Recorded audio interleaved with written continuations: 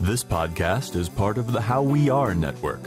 For information on this episode and many other like-minded shows, visit howweare.org. That's HOWWEARE.org.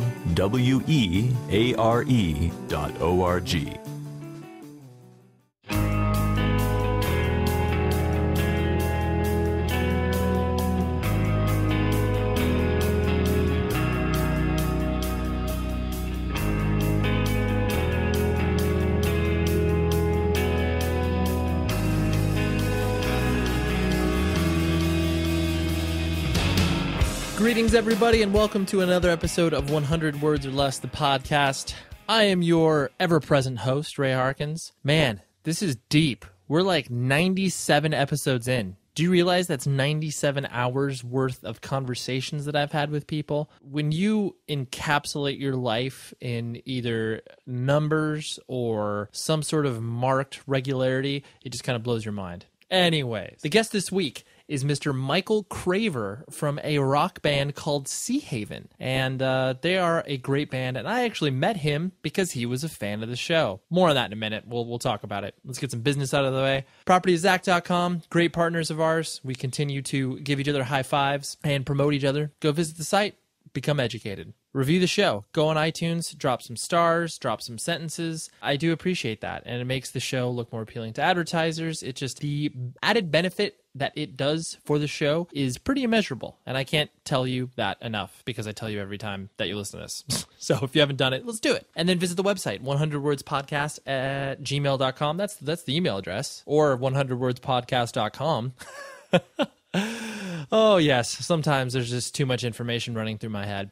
But in any event, visit the website or email the show, and let's talk. Love hanging out with people online and in real life as well. But, you know, it's always nice to have that dialogue about the show. So Michael, he emailed the show and was like, hey, I love what you're doing. I listen to it at work. It's awesome because it helps me kind of pass the day. And, you know, when you're sitting at a computer, it gets a little bit lonely. So when you're able to listen to these sort of conversations, it breaks that sort of monotony up if you do have a monotonous job. Michael likes his job, but he also likes to listen to the podcast. Just want to be clear there. Don't want to get him fired or anything like that. I've been familiar with Seahaven for a while. They played a music festival that I put together before. They're a good band. They're kind of mysterious, and we'll hit on that in the interview because they generally don't do a lot of press. And so when I started to correspond with Michael, I was like, dude, how about you come on the show? Recorded this before they headed out on a bunch of tours that they're doing around their new record, which is really, really good, by the way. So, without further ado, here is Michael, and I will talk to you after the show. Don't tell me, this is for good. The leaves will never change. I'm waiting, still waiting for your face. Your exit a picture breaks. 4 years my first introduction to Seahaven in general was, because you guys played Sound and Fury 2010, I think? I think we did 11 and 12. 11 and 12, okay, yeah. It all kind of just compresses I'm into sure. Where it's like... Was that like an 80-band bill? Oh, totally, and I just... span of however many years. And I just try to, like, once the weekend happens, I'm just like, I can't pay attention to anything. I'm just like, I just want to live through it. I just want to put my head down and get through this. Survival mode. Pretty much. Yeah. But it was before that where I became aware of you guys. It was one of those things where it was like, there's not much stuff out about you guys online. Like, you guys haven't done a ton of interviews. I mean, maybe it feels like you have, but just as far as like simple Googling and stuff like that, you're just like, there's not a ton of stuff out about you guys. Right. I mean, do you agree with that? Like, or have you... Yeah, I think... It seems like, and just to interrupt the thought, but like, it seems like the level of awareness about Seahaven is good for the fact that you guys obviously haven't been able to do a ton from a touring perspective. You guys have done a lot. Right. But, like, not, you guys obviously haven't, like, all right, like, we're out 300 days out of the year, like, yeah, this is what we're doing. Sure. It's like the awareness is out there, but it's weird because not a lot of information I felt has been, like, spread, if that makes sense. I don't know if that's intentional of what you guys have been... I think, like, in the beginning when we started touring, I think maybe the first couple tours we did, like, national tours that we did, we, like, started doing a little bit of press, and it's just so often it becomes something that's not enjoyable. Of course. So we kind of pick and choose as far as, like, the things that we like to do or the things that we feel like are going to be a clear representation as far as, I don't know, it's just, it feels not genuine, like answering the same questions like for 10 different, like you know, the 10 different people who have a blog, of course, you know, like they're going to ask the same questions and it's just going to be the same answer, and sometimes it doesn't feel organic.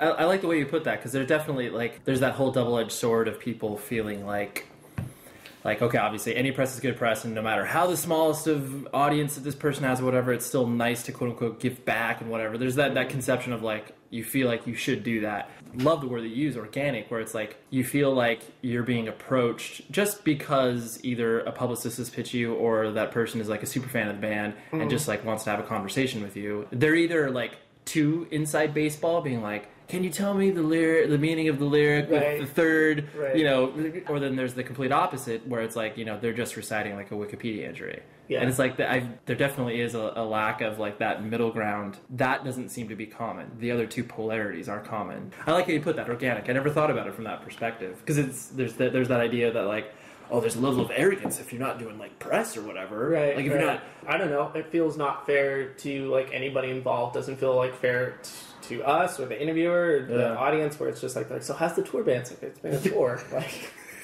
I know. When it starts off like that, it's always one of those things where it's like, you immediately date that. Like, that interview is irrelevant in like 6 months. Like, as far as just like that, whatever information you're gleaning. It's like, oh, cool. Like oh, you want to talk about the latest 7-inch that came out? Like, there's a need for that. But from a larger perspective, it's like that's done. It's recycled and it's completely like over in a short period of time. Yeah, absolutely. I just remember hearing about Seahaven from the perspective of like, oh yeah, it's just like, it's kids that, you know, used to go to hardcore shows in like the Torrance East Bay area, like, you know, doing something, you know, like brand newish, something like that. Just seeing you guys play more shows and like seeing you guys become more active. It was always difficult for me, just because obviously I never met you guys, just to for lack of a better term, like, find out where you were coming from, you know? Like, beyond just the fact of, like, oh, it's, like, kids that, you know, like, grew up listening to hardcore and, like, you know, want to play music that doesn't necessarily, like, represent that, you know? Yeah. Do you find people often are, for lack of a better term, like, trying to find, like, an entry point to you guys? Or is it simply just, like, just listen to the music? Like, that's the best way? I don't know. I think that's something we've all kind of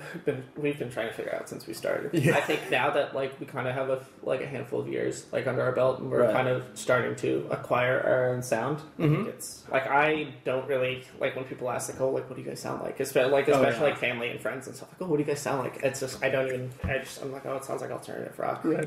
I just try and give something vague. Of course. Because I feel like trying to use something, like, as far as, like, a really, like, niche-y reference point, I feel like it discredits us, because we don't necessarily sound like that, and it might disappoint someone who's, like, expecting us to sound like band A or band B. Right. I always find and maybe it's just because of, like, you know, like, working with music for so long, it's just like my brain, I can't shut my brain off from immediately comparing stuff to something. Right. Like, and I think that's just natural human absolutely instinct. But it's like, I wish that there was some level of just, like, disconnect where I could just listen to a band for being a band, as opposed to, like, listening to a song and being like, oh, they sound like these three things, which I never define as, like, a bad thing. It's just an easier way for me to, like, grasp where they're coming from, I guess, if that makes sense. Yeah, absolutely. It's definitely interesting, because you guys, in my opinion, are definitely one of the only bands within the quote-unquote context of the scene that have obviously been able to, you've played the game, so to speak, as far as, like, obviously touring and stuff like that, but you haven't oversaturated yourself, you know? Like, I mean, overshared on social media, and, like, and I'm sure that was a very distinct focus on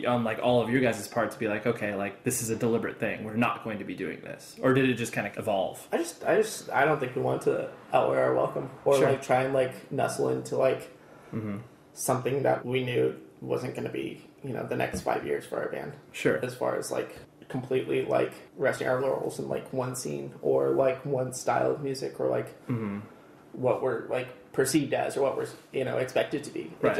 It just doesn't seem, it's, I don't know if it's necessarily, like, a deliberate thing for us. It's just, it would have never felt comfortable for us to, like, try and do that, you know, and, like, try and, like, rest in one pocket. Sure. Yeah, and been like, okay, like, we are going to be the Instagram band. We are going to be the Tumblr band. Like, you know, because there are obviously bands that gain a large level of exposure just off of, like, one social network, where it's like, that's what they're known for. Like, as far as, like, getting themselves exposed, like, not necessarily saying that it's, like, that's their focal point, but all of a sudden it just becomes a thing, and they obviously, like, you know, like, strike while the iron's hot or whatever. And it's like, I could, but I could see the flip side from where you're coming from. It's like, well, it wasn't within like all of your personalities, so you're just like, well, we're not necessarily going to do that for the band. Like, it's not going to translate between the two. Yeah, it just didn't feel natural. Sure. And, you know, stuff like that. It just, I don't think we've ever wanted to invest our time into something that is as quickly successful as it can be not successful, you know? And then That's very true. Yeah. You're focused on more the fact, like, I'd love to be doing this in, 10 to 15 years as opposed to, like, we got 2. Yeah, absolutely. It's like, it's just like, I feel like when you really, like, rest in something as far as, like, resting in, like, a genre or, like, resting in a scene, it's like, I feel like you kind of put an expiration date on yourself where it's just like, okay, you're expected to get big when these bands get big, and you're expected to kind of fizzle out when they fizzle out. Sure. And you guys have obviously been able to use those building blocks to like get you to a point of just at least recognition as far as like working with Run for Cover and stuff like that. But then there's obviously a level of like jumping off where it's just like, well, because of the path that you guys are going, or the path that you guys have obviously intended to go on, it's a longer road to hoe, so to speak. Sure, yeah, absolutely. You're not going to have that, and I wouldn't even say like instant success, but just like that notoriety. If you guys obviously did just be like, all right, this is like we're planning ourselves here, right? And so, I mean, I presume part of it is discouraging, but I presume a part of it is also, like you said, the more long-term goal. Yeah, absolutely. Yeah. Yeah. And so you yourself, were you born and raised in California? Yeah, born and raised in Redlands, or pretty close to Redlands, pretty much for my whole life. Oh, crazy. Yeah. So I've for some reason had the impression that, like, at some point you resided within the, like, Torrance area. My parents have been separated since I was pretty young. Oh, okay. My dad's lived in Torrance for like 10 years. Ah, got it. So you kind of spent time... Yeah, I spent a lot of time in Torrance. That's how I know all of the guys in the band. Is like through like being in Torrance. Like my dad has a really close friend, and his son was my age, and I grew up with him. And or I didn't grow up with him, but like I started spending time with him when I was like becoming like a teenager and stuff. And sure. That he grew up with like Kyle and Eric and everyone else in Seahaven. They all like lived up the street from each other. Got it. So that's how I kind of met them, and we just kind of stayed in touch. Because Redlands, like, no offense to Redlands, but because I'm sure there's obviously a sense of pride from, or maybe not sense of pride, but like, oh, like I like Redlands. I mean, it's out there as far as like, it's not. I mean, it's not close to very much of anything besides like San Bernardino, obviously. Yeah. or right. Or I mean, you're in close proximity to like, the mountains, and it's not that far of a drive if you go up to like Big Bear or whatever. Did you find that city, like the experience of being raised in Redlands, like boring, or was it isolating at all, or did you feel like you were just kind of part of the suburbs, so to speak? I mean, a little bit. I felt like I was kind of part of the suburbs. I mean, luckily, we're only like an hour east of Los Angeles, so I never felt like too disconnected from anything real. Right. But yeah, I think at this point it kind of seems more like maybe a blessing and a curse a little bit. I like the fact that I'm able to kind of have a clear distinguish like my home and a division, work. Right? Yeah, there is, because if it was just all like in the same boiling pot, it would feel really weird to me. And, like I kind of I appreciate being able to like leave to like pop into those worlds. Yeah, exactly. Yeah. And like there's a separation between the two. Yeah, I can see that. I've been the same way in the regards of like I've always liked the idea of like being able to fill these roles, whatever they may be, like being able, and you from your perspective where it's like you're able to like plug yourself in and give yourself during that time, and then be able to like disconnect and be able to go someplace where that is essentially, like you said, it's obviously home or retreat or whatever. Yeah. That's cool. I mean, it's because I don't think a lot of people have that general perspective where they're just like, they want to like, because the idea is like, once you're in it, like you're in it, like that's what you got to be doing, and you got to always be busy, and like you have to be plugged in at all times, otherwise shit happens. See, it'd be so overwhelming for me. Right.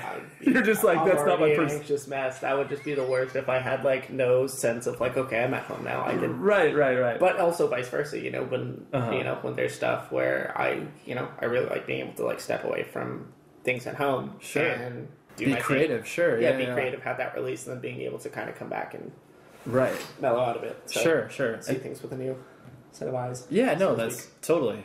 So what was your family structure like? Brothers and sisters, and like you said, your parents were, you said around 10 your parents were separated? Or?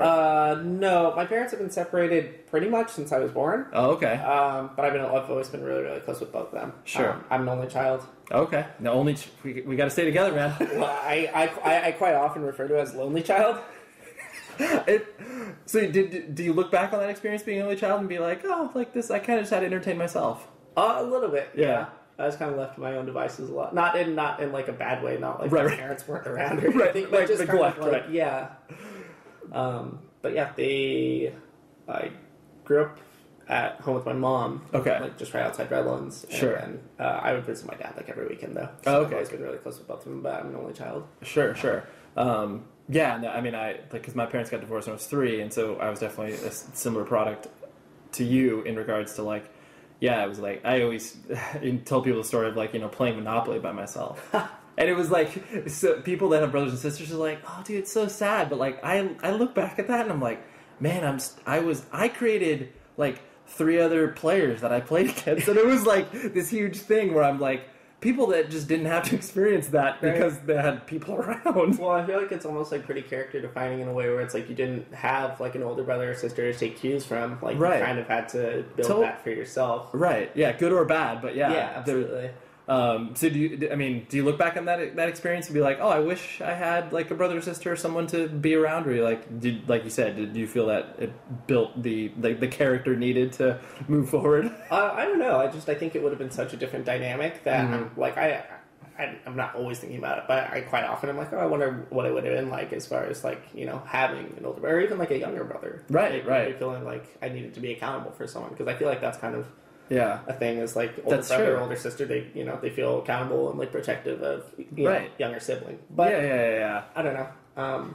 And so what did your mom and dad do for work? Like obviously as you spent time with both of them as you were growing up. My mom has always done like specializes in like surgery. Like she's a surgery coordinator. Like, Oh, right now okay. she works for for the last like 10 years. She's worked for like a spine surgery firm, but she basically like coordinates like when people need to get back surgery. She like coordinates Schedules like, it with the hospital and everything. Exactly. A lot of moving parts. Yeah. And for a long period of time, my dad was in telecommunications and stuff. I was like 7, so I had no reference you're point like, as to what? Yeah. Yeah. Computers, phone. Cool. He has a cell phone. I know he has that. And you're like, I got that. Yeah. Yeah. So that was pretty much Got it. context. And so, but I presume you went to school out in Redlands, like as far as like high school and stuff like that. Yeah. Okay. Just right around there. And what actually is it? Redlands proper, or is it? Do you live in another city? I grew up in New Kaipa. Oh, okay, yes. But it's like 5 minutes away. Right, exactly. That's Yeah. There's like if you can imagine something more boring than Redlands, it's Right, it's New Kaipa. New Kaipa. So I always use like now I live in Redlands. Right. Just because there's a little bit more going on there. Sure. But, I mean, it was always kind of like I considered myself growing up in Redlands anyways because I just was always there for... You spend a majority of the time. Yeah, there. exactly. Yeah. Right. Yeah. I've heard of Ukaipa. I don't think I've ever been there, but Oh. yeah. You haven't... You would surprise me if you had a real reason to go out there. Right. The guy who does my tattoos, he works at I think Tattoo Revolution that's out in Redlands. So I've been there a few times, and they there's some bakers out there, and I love bakers. Dude, So. Bakers. Bakers All is- praise be to bakers. Yeah. Everyone I've shown to bakers has been like, okay, Dude, totally. this is true. I mean, totally, especially vegetarians, vegans. Yeah. Like you're Yeah. just like, wait a minute, and like when their advertisement is America's first dual kitchen, and you're just like, I was like, what is that? And I'm like, wait a minute, that's because you prepared shit vegetarian as well.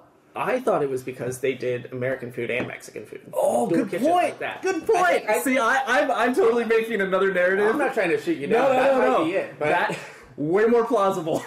But because everybody we'll run with that.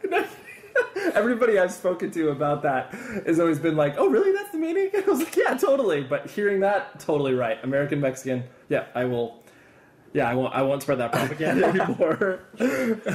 And so, as you were growing up, like, what did you find yourself like getting into? Obviously because you had to, take cues from other places. Like, were you, Music. Yeah, like kids. period? Yeah. Okay. Yeah, absolutely, from a really young age. And how were you exposed to that? I think just because both my parents listen to really cool music, I just kind of grew up listening to K-rock and stuff. I think like the earliest memories I have are really just like sitting in the backseat, like hearing Nirvana or like hearing Weezer or something like that. Right. So I think that was kind of like the really big I don't know. I think music was like the first thing that like I really acknowledged had like some sort of power over my like demeanor. Sure. And it just, it was a really powerful thing. I've always really been kind of infatuated with like guitars and stuff. My dad played guitar and always had like guitar stuff. Are your parents younger parents? Like, did they? Was that? I think they had me around like late 20s. Oh, okay. Yeah. No, I mean, yeah. That's I get. Yeah, because I would define younger parents as like early 20s. Because I mean, the way you describing them, I mean, it sounds like they, obviously were, in tune with things that were obviously. They had the early 20s chic. Yeah. Both the experience of later 20s. Yeah. Which is cool. I mean, because I can definitely. I mean, I never ever would listen to anything like that with my parents at all. Like, because they just. I mean, they wouldn't have any. They wouldn't find any enjoyment out of it. Sure. Right, and it would be. But so it's cool that you had that, like, at least that building block of like, oh, like. Yeah. There's an awareness out there. Yeah, absolutely. Did you immediately start trying to, I mean, like, once you were able to, start to find as much as you possibly could about that stuff? Or was it just, like, it kind of started permeating in? I kind of bounced around a lot. Like, I think, like, up until, like, the age, like, I don't know, up until I was, like, 10 or 11, I just, like, really loved, like, K-rock and, like, alternative bands. Like, I loved Korn. Oh, yeah. Dude, who didn't? Yeah. Of course. It was edgy. Yeah, I wasn't allowed to listen to Marilyn Manson. I think there was some sort of allure there. There's a huge allure there. I mean, Antichrist Superstar still, like, that record's scary. Like, I revisited it maybe, like, 2 or 3 years ago, and it was like, I can see why this shit, like, really caused a stir. Yeah.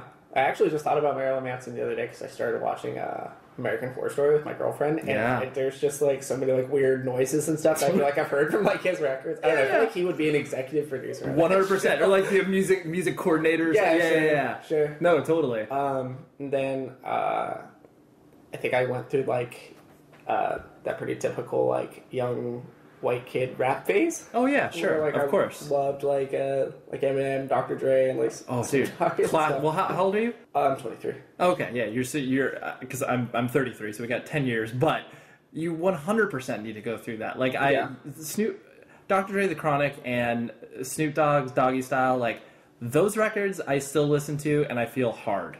Even though I'm, like, furthest from being hard. Yeah. You just feel like, I don't know what it is that is easy to identify with, where it's just like, man, he's got, like, maybe it's a Southern California thing. That's true. Yeah, totally, because clearly that sound is very West Coast, and obviously... Super high synthesizer. And... Totally. Yeah. And, I mean, singing about things that you're just like, man, I've got no context for bitches and joints and, like... seriously. No, I'm so far from that, but I don't know what any of this means, but... It sounds amazing. Yeah. Can't wait to, like, figure out about that and be like, wait a minute, I don't know if this is very good. I don't not musically, but the messages they're putting out. Sure. So you went through that phase, and then went through that phase. I don't think I ever turned my back. Right. On the alternative rock, which is good. Yeah. I think once I got into like middle school and stuff like that, I started finding out about like Epitaph and Fearless Records. And sure. Went down that whole road. Sure. And so as you started to go through high school and stuff like that, did you gravitate towards, like, sports, or was it still, like, basically just music? Like, I gravitated towards being a really bad student. Oh, okay. But because I was so distracted with music, and, like, using music. And so, you were playing guitar at that point too? Yeah. Okay. Yeah, I think I was like in 5th or 6th grade. I got a bass guitar first. Oh, okay. So I started learning bass. Like, had to learn like every Blink-182 song on bass. Every Green Day song. Yeah. Those are great. I mean, there's a reason that stuff is popular, because it's so easy to learn, but then you do feel like you've accomplished something when you're like, I know, like, 4 Blink songs and, like, 3 Green Day songs. Yeah, like, totally. You feel like you're an accomplished musician at that point. Most bands had some bitchin' bass lines too. They do. When I would learn like one of the intermediate bass lines, I'd be like, dude, I really am fucking you're like making some progress here. Yeah, you're like, this is next level. Sure. And literally, this is intermediate now, so this is next level. But then, did you ultimately want to end up at guitar, or you were just like... I don't think that was the game plan. I think I just naturally kind of gravitated towards it. Sure. I want to start learning how to play, like, metal riffs and stuff like that. Right. And, it's a lot less intriguing on a bass guitar. So I started playing guitar, and then that was kind of... I still really like playing bass. Like, especially, like, now. More so now, I would, like, much rather play bass in a band. Or, like, play, like, I don't know. Right. It just seems... Right. Seems a lot more fun. Revisiting my roots. Totally. Yeah, I find the grass is always greener, where it's just like especially people that obviously have the talent to play multiple instruments, or it's just like the drummer's like, oh man, I'd love to play guitar. Bassist is like, man, I'd love to sing. Like, there's just always that like, what is it like with the other side? They're like, oh man, that sucks. I want to go back to that. Yeah. Absolutely. But who knows? I mean, it could be it could very well be one of those things you plug yourself into and be like, oh yeah, I like that better. And you can obviously you can do whatever you want. Yeah. as far because you have the root of understanding it, so you can easily plug in and just be like, oh, I'm just gonna do this thing. Yeah. And so you did you barely graduate? Were you just like, was your mom like completely on you as far as like? No, I left in my senior year. Okay. I started working at like a skateboard shop full time. Okay. So you said peace out high school, see you later. Kind of. Okay. I mean, it was kind of something in the making for like 2 or 3 years, but senior year rolled around, like I was like started making money, and like I got offered a promotion to like an assistant manager. And okay. Okay. You're like, I got this. Yeah. Did you ever have that conversation with your mom where it's like, Mom, like, I don't need to do this. I'm going to do this. Kind of. It was just like, Mom, I'm dropping out. She's like, yeah. so she resigned and she's like, yeah, I guess you'll do that. Yeah. I mean, the stipulation was that I had to get a GED. Okay. And I did. So. Okay. I was going to say, and did you? I did. Yeah. That's good. I mean, I feel like I'm in an awkward stage now where I couldn't go back to high school because I'm not old enough yet. Sure. Still too young. I'm gonna wait until I'm like in my 40s. I'm gonna go back to high school and get the diploma and go to college. Right, just be like, she's like, what's this guy doing here? It's like, well, he's getting his degree. Yeah, seriously. He's coming back to it. Dude, high school kids are vicious. I would hate to go to high school right now. It's true. Yeah, you'd because it's like you're so close to it still. Like obviously, as far as like everything you do from like a youth culture perspective. And you just, you see what it's like and be like, oh, any insecurities that you would have had during that time could be like, oh, they're still there. Yeah, absolutely. I mean, one could argue that those insecurities pretty much stay with you forever. Maybe you just like learn how to manage them better, I guess, as you get older. It's like the only time that I can distinctly remember like getting picked on where it was like a kid in like fucking, I think I was in 7th grade, he was in 8th grade. And it was the first time where, like, someone ever called me, like, fat or anything. And, like, I'm not a big dude, but, I mean, I have a stomach, but I'm not, like... I would never, like, if I looked at someone like me, I would be like, oh, look at that. Well, that guy's big. Yeah. But this kid, Max, calls me that, and I still have that in my head where it's just, like... Fucking Max. Totally fucking leave my head, so that way I can be like, no, I'm good with my body. Yeah, sure. So, yeah, you can totally go back into high school and have all that stuff come back at you. Yeah, I'm not quite ready to. Did you find yourself like a clique in high school? Like, were there kids you were getting along with, or you were just kind of like keep your head down and just like just get me out of here? I think all of my friends kind of more or less like the same thing, which was kind of as far as like being part of like the alternative crowd. Sure. Not the alternative like AC/DC shirts like Dungeons Dragons crowd. Right. I mean, as far as like kids that like knew about the same bands and stuff like that. Sure. Like 10 or 12 of us. I was about to say, did you find like a scene of kids at the school that were like obviously into that type of stuff? Yeah. Was there discussions to start a band there? Like, was that kind of starting to permeate in your head as far as like I'd love to play? The first band I played in was in like middle school, and we were all into like alternative music. None of us like knew about like. Right. I think that was before I really figured out about like. Of course. True alternative music, but I mean, it mostly was just like we all played an instrument, like want to cover Green Day songs. Sure, which is great. Yeah. That's the perfect starting off point. Mm-hmm. Did you guys like try? Were you trying to write original stuff, or were you like, we just want to do covers? Well, we started doing covers just because we wanted to like be able to like. Finish a song together, and then I think like we tried writing one song, and it was just like the most fucking god awful mishmash of like like everyone's influence. Yeah, exactly. Like if you were to like take like 5 different boomboxes and like put everyone's influences and just play them at the same time, right? That would be the song. No common ground. Right. There's the Korn part. There's the Green Day part. It would just be like it'd be like those shifts. It'd just be like turn on its head. There's a different song. Sure. But once you started to play, was it... You strike me as a person that want to obviously create, but you didn't necessarily be like, God, I can't wait to get on stage and like be in front of everybody. Or did you... Was there that disconnect there as far as like, I want to play music, But being on a stage is somewhat terrifying, or Not so much.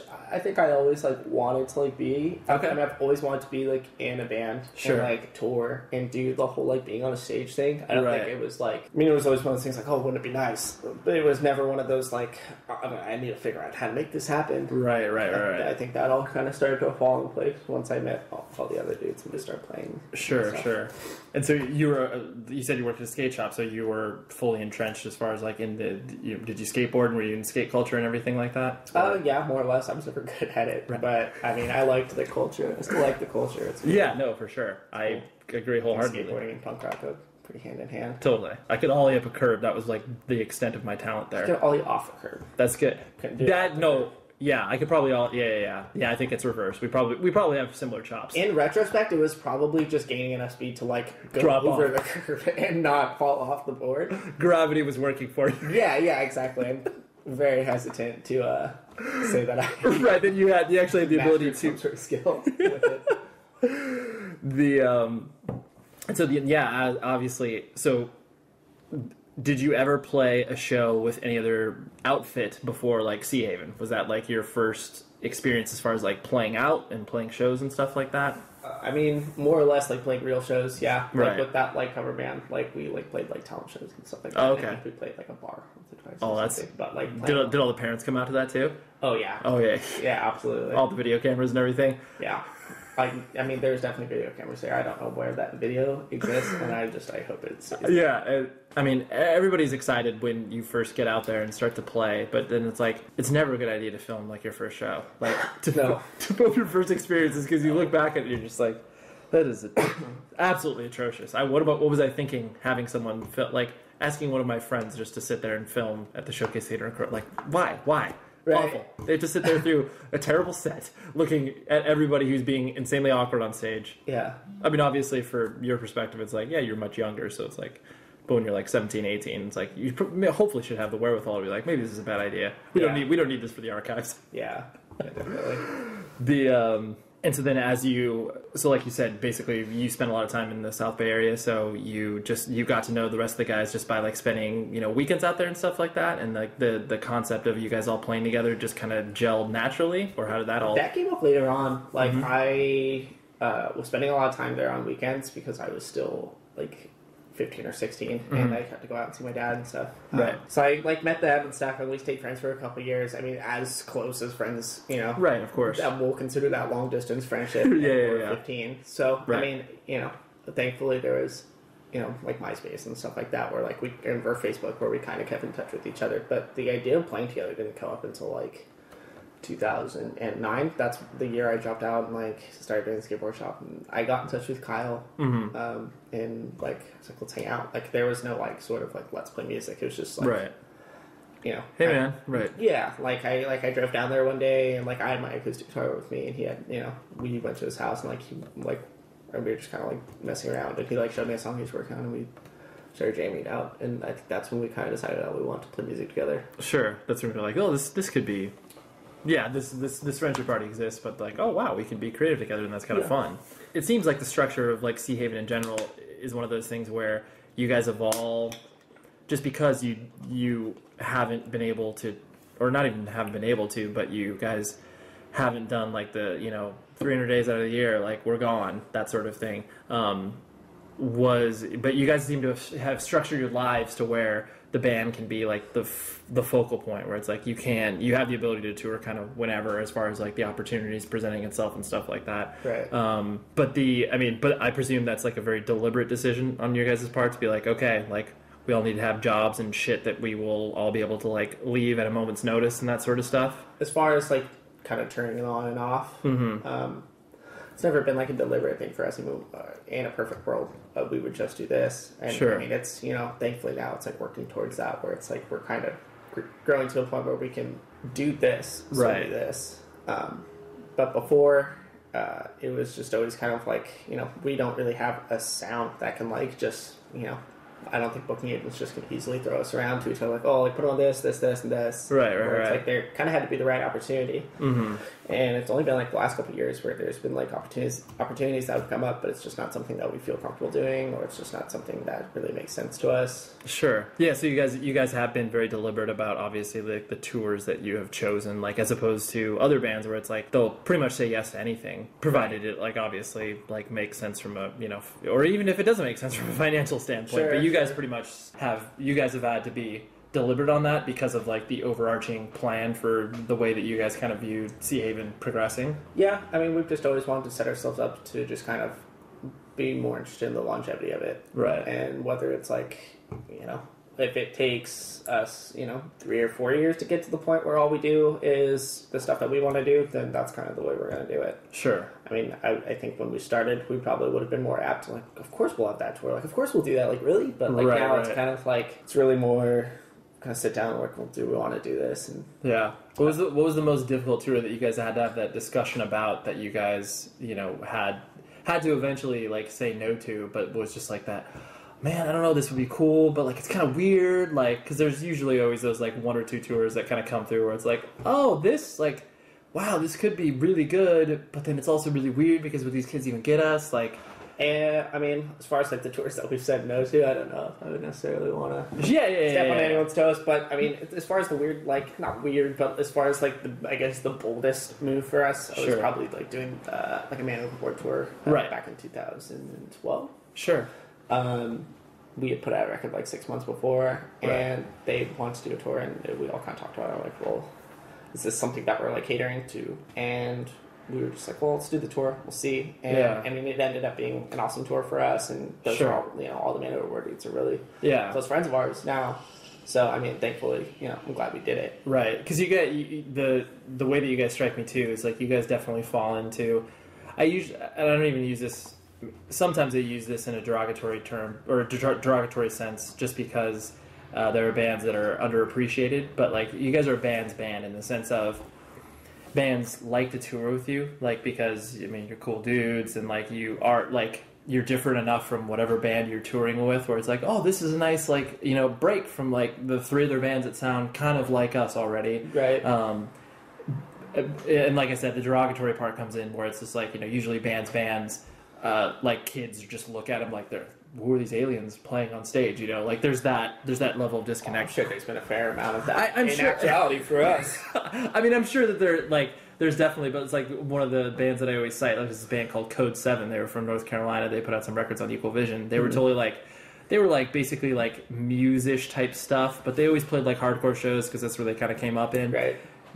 They did amazing tours, but like no one fucking cared. Like kids were just like, who is this? Like, I can't stand this. I don't think that's like it, or at least in the larger sense. I don't think that's like what it is with you guys.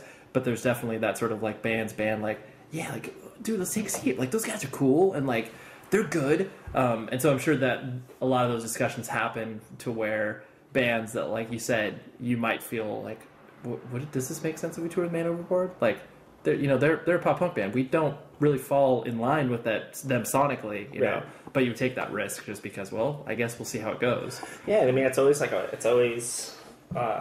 especially right now where it's like you kind of, I would love to tour with like huge indie bands and stuff like that. Whether or not that'd be successful for us is, who knows.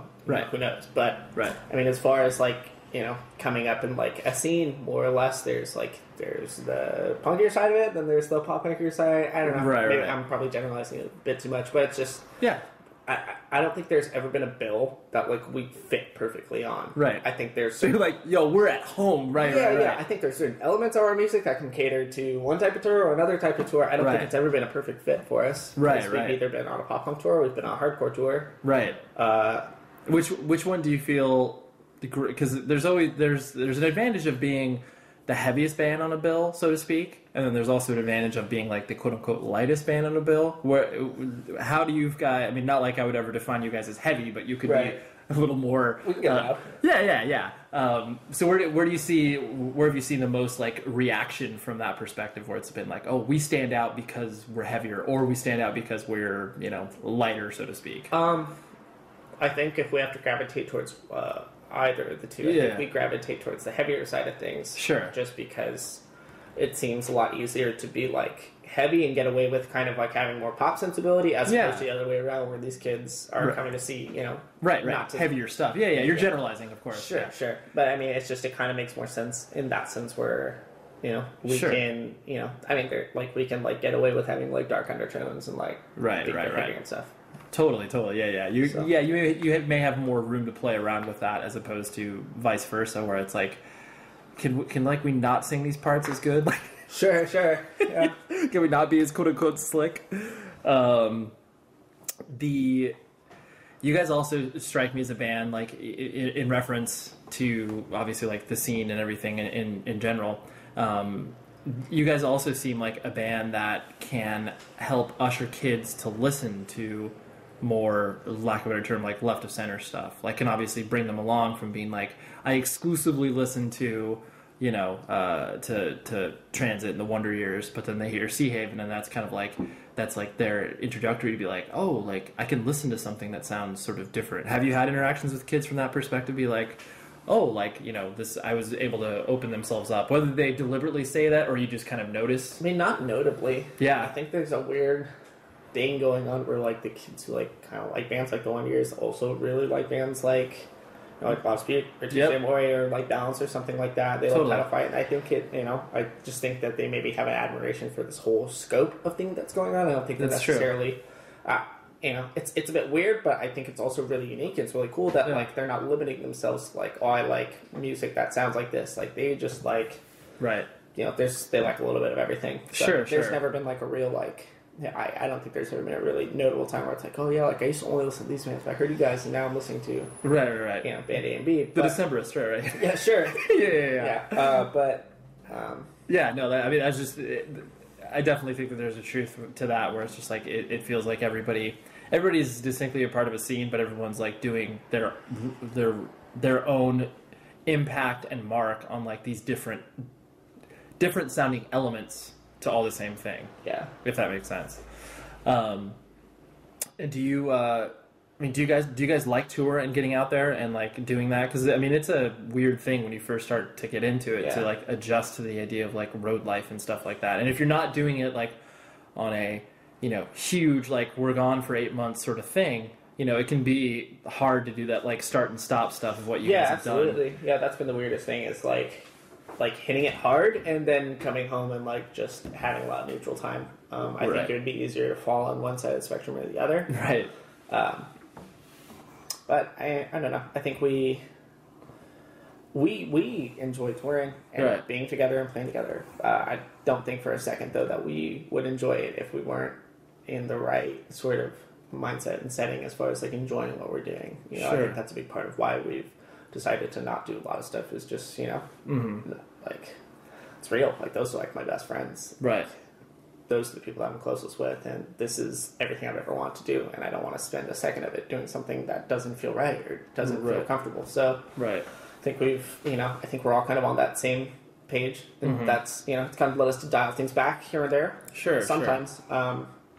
You know, like I said though, like thankfully it's growing to a point now where it's like it's looking like we're finally going to be able to like start doing our own thing and maybe kind of just focusing on that. Sure. And there's obviously been a large space in between your releases as far as, I mean, especially this upcoming full length that you're planning on releasing. I'm sure that's been a frustrating process for you guys as far as like getting it recorded and like getting everything collected as far as like getting the business side sorted out and like getting all that. I'm sure it's just been challenging trying to figure out, because it's like you guys are in that weird position where it's just like, you know, I'm sure you want to play into different audiences and find these other opportunities. But, you know, those doors aren't open right now, or like just trying to navigate all that. I mean, has that been a pretty big strain on you guys and you personally, like trying to kind of disconnect because do you handle a lot of the business stuff for the band, or you kind of try to stay? Not necessarily. Okay. I mean, when it calls for it, and some stuff, yes, but mostly no. I just kind of like you do your thing, that's necessary. It's funny because like a lot of us don't. Like it just kind of happens. It's funny. We're not as hands-on as you know, one would assume. I think we're really hands-on with like the artistic side of it. As far as like I think we kind of piss off our team a lot as far as like not necessarily playing ball like we're supposed to. Right. Sometimes, but Sure. that's just kind of the way it is. Has that been frustrating from you guys, having to sort of, shoulder the responsibility of like doing these business-like things that you're just like, well, because there's usually one or two dudes in a band that obviously like fulfill that role, Right. either by default or by the fact they actually like that. But it sounds like you guys have all kind of like been sort of that neutral, like you guys have, no one's been like, I guess I'll be that guy, just like by default. So has that been weird trying to navigate the fact that like, there's obviously four voices in the band? I mean, like now, like Kyle mostly handles like all the business stuff. He's That's you know, good. like that, like our manager and Sure. networking agent and stuff like that. Like they all kind of work together and stuff. But I think for a long time it was just kind of Whoever's answering emails that day. well, it's always been Kyle. It's just kind of one of those things where Yeah. I think we're really blessed now to have a team that understands that we're kind of we just kind of do things the way we want to do it. As far as like if we want to take it slow, we take it slow. Right. When we want to hit it hard, we hit it hard. Right. So Yeah, that's frustrating for managers and booking agents. yeah, I can imagine like not letting people letting them to do their job, but Right. do their jobs. But Well, yeah, you guys obviously you have a goal and vision, and that's admirable in and of itself, because usually it's like when you're late teens, early 20s, you don't think about it in those long-term goals. It's usually just kind of like a incremental thing where it's like, yeah, we're going to release a demo, we're going to release a 7-inch or whatever. But you guys seem to have obviously have a more elaborate plan for it, rather than just like let's just get this shit out, like let's just do this. And right, yeah, it's always been I'm skeptical to say calculated because I don't want to make it sound like it's right, it's like here's my business plan. yeah, exactly. It's just always been kind of like we just do things when it makes sense to us. Right. If you work at a merch company when you're home and stuff like that, and you obviously have a job that still entrenches you within music and like noticing trends and stuff Yeah. like that. Has that been interesting to kind of like see how that side of the business operates too, as well, as far as just like how merch sales go online and stuff like that? Yeah, a little bit. I mean, merch connection deals with a whole different they Totally. deal with a different realm Yep. Stuff, right? So I mean, it's at least been interesting to like kind of like have an insider view on like how that sort of thing does, where it's just massive. Like the pre-orders that we do for those bands are just like it's insane. right. It's like it's crazy. Totally. So I mean, it's been cool to see that, but then it's also really cool to see this crossover thing where it's like I'm packing an order for like I don't know. Like a really heavy band, and Sure. like there's a Seahaven shirt on that order. I'm like, what? Or like there's like a Store So Far shirt, or like a t-shirt Right. shirt, or something like that, where it's just like you kind of like see like this mishmashing of kids getting into different stuff. Totally. You're like, yeah, I'll order a Terror shirt, I'll order a 6-Year Gun shirt, and I'll order a Seahaven shirt. Right, It's like, right, absolutely. oh, that's kind of Yeah. You're like, you wouldn't typically put all of that together as far as like a kid's interest is concerned, but Sure. that cross pollination exists more now than obviously it ever has in the past, just because of that, like you said, that sort of like holistic thing where it's like it seems to me it's like there's obviously a delineation in regards to like how a band sounds, but kids in general are more apt to be like, okay, I'm going to all of these chain reaction shows. There's a scene based around like just a venue, and it's like, oh yeah, as long as I've heard of a band, like, or I have that connection, then I'll probably go check them out. I just assume that now it's like it's easy to know what you like. It's easy to know what you like, and you have stuff to pick and choose from, as opposed to like not necessarily knowing what you like or not being exposed to things as easily. And like, you go to a show every weekend because you want to be exposed to something new, as opposed to like you have the ability to pick and choose when you go to a show because you know what you like. Totally. Or that if you don't have anything like coming in and coming through as far as like from a touring perspective or whatever, it's like you've got a long time to like cultivate your online likes and dislikes and stuff like that. Then when something does come through, you're just like, well, I'm going to go regardless. Like I don't care. This is a live music experience. Yeah. So I need to be plugged into this. Yeah. You yourself as like, creating music and being, artistic and stuff like that. Is it one of those things that it's like you feel, that helps you alleviate, anxiety and fears and anything else that like you're, that's like a coping mechanism, or you feel that it's like a representation of obviously like just wanting to create? I think for a long time it was kind of a big source of my anxiety.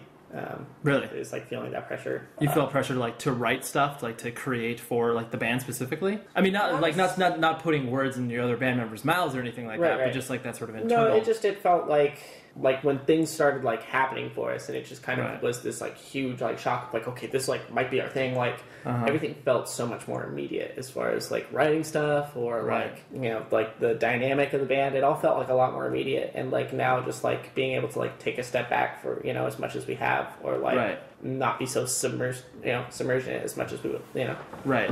You were initially, because that's true. I guess I didn't think about it from that perspective, because obviously it's like when your first EP hit, it definitely was like there was a lot of demands on you guys from either touring, playing shows, and that sort of stuff. And like, where's that full length? Like, get that, get Winter Forever together like 6 months ago. Like, we needed that. Like, so was that a lot of that anxiety was in the initial response of like how we react to this attention? It felt so much like everything that we were going to do was going to be like not big. It just felt like it was going to be a big deal for us, and it was going to really define us. And I think it just like now it's like we just kind of do what we want. And like we hope for the best. Sure. I think we're a lot more content with like doing something that only a handful of people really get and really support, as opposed to like trying to appease everybody. Sure. No, that's true. Yeah, you're not trying to appeal to, for lack of a better term, like the lowest common denominator, to where it's like someone may be into you, but they're not. That's not a lasting impression. Like they'll be like, oh yeah, I listened to that at like whatever last year. It was like whatever. Like you'd rather provoke a reaction, have a smaller but more passionate fan base than a larger and potential fickle fan base. Yeah, sure. I'm sure. I just feel like that like sets you up for like such a better like chance of longevity, where it's like you have 10 people who really like you and are really going to support what you do, as opposed to like 40 people who are lukewarm about you and may or may not support anything you do. Totally. You can have 40 people who like think you're okay and whatever. They might not necessarily go see you play, but like they can listen to you and not not hate you. Or you can have the 10 people who are like, I really identify with the band, really like them, I want to go see them play, I want to buy their merch, whatever. Right. Because most of you guys are in your early 20s, right?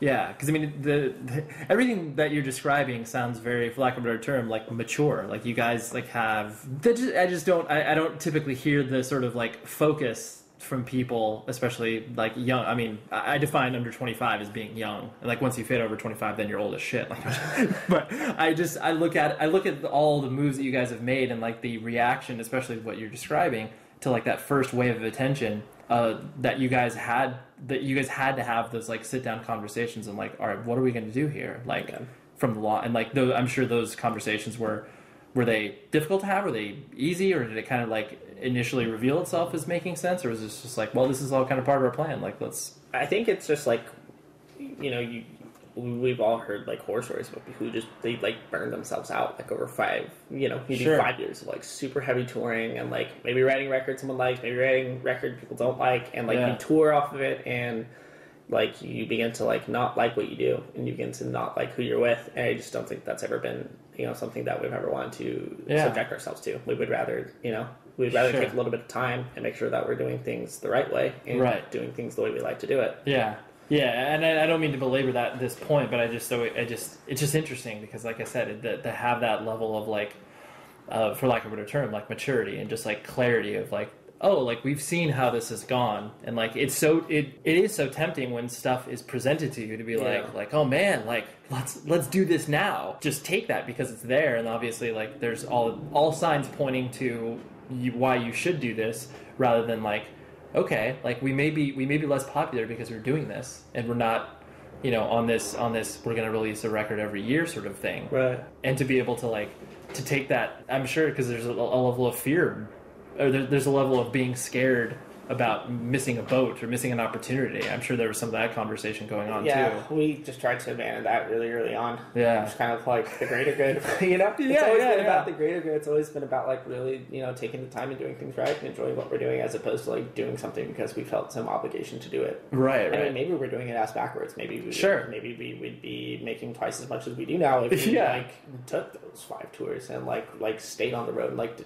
did those tours and maybe like got out to more people. Sure. Maybe, but it's just, it doesn't add up. Like, the math doesn't add up to take the chance to do that and potentially not like what we're doing. Yeah. No, sure. I mean, Do you feel like that speaks to like your own personality as well? Like you've always, I mean, even though it seems to me that the decision to obviously drop out of high school is quote unquote rash, but obviously that's Yeah. a lot leading up to that. Sure, yeah. So it wasn't just like one day senior year, just like fuck this, like. Yeah. But so does that speak to your personality as far as like, oh, like you're, I guess thoughtful and sort of like a longer term thinker rather than like, because you when you said you're 23, I was just like, oh, the way that you were speaking and the way that you present yourself, you struck me as older. So that's a compliment. You're welcome. Does that speak to your personality as far as being like, I'm a longer term thinker. I'm not trying to hit on the immediacy of things. I think maybe it's been kind of like a long road getting to that point, you know, and whether it be decisions like leaving school early, which, in retrospect, I regret. Sure. But, I mean, it's just been a long road getting to that train of thought where it's just like, I'm going to do things the right way. Like, I'm just going to take a little bit more time. Right. Trying not to, like, I'm not trying to get too involved with the idea that maybe we're missing out on something or that we missed the boat on anything, like you said. Sure. It's just, I think, I don't know, especially, like, being so young. Like, like, this whole thing has been weird being so young because I think all of us are afraid that, not afraid, but, like, I think all of us have seen, like, how quickly it can be here and be gone. Of course. So it's just kind of just trying to take our time with it. Sure. Yeah, you're trying to savor the experience for longer. Like it. Yeah. Absolutely.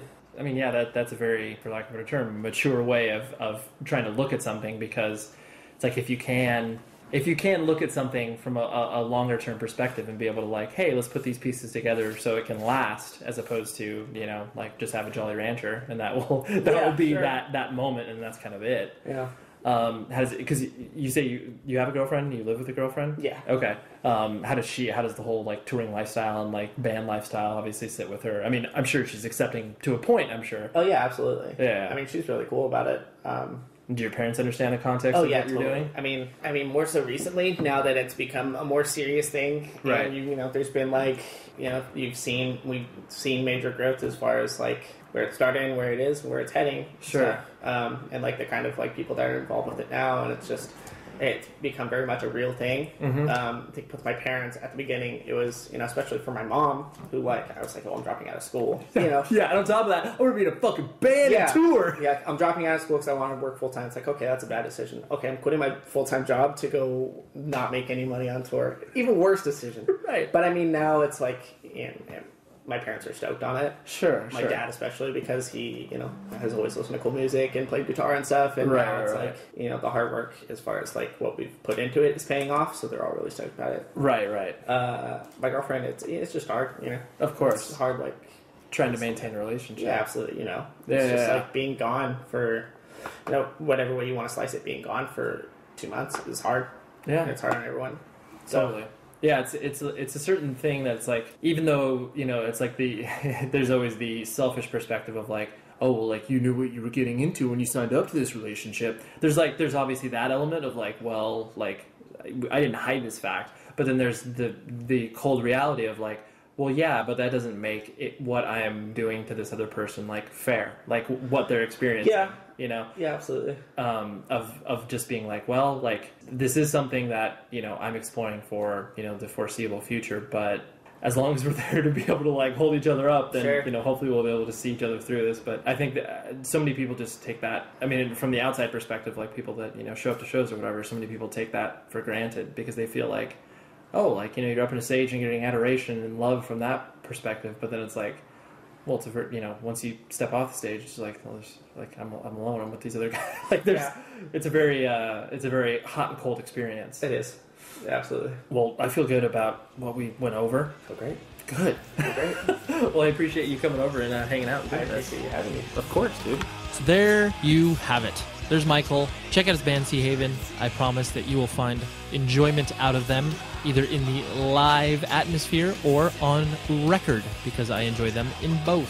Visit propertyofzach.com, 100wordspodcast.com, and it's raining here in Southern California. That's super exciting. Our editor, as always, is Tom Richfield. Props to him. And until next week, man, I got some good shows. I'm not even going to tell you who's on because it's just going to be a surprise. It's going to drop in your iTunes or whatever podcast catcher you have, and you'll be like, oh, damn, I didn't know that person was going to be on the show. It's amazing. I don't even know if you actually say that or if you just look at it and go, oh, that's cool.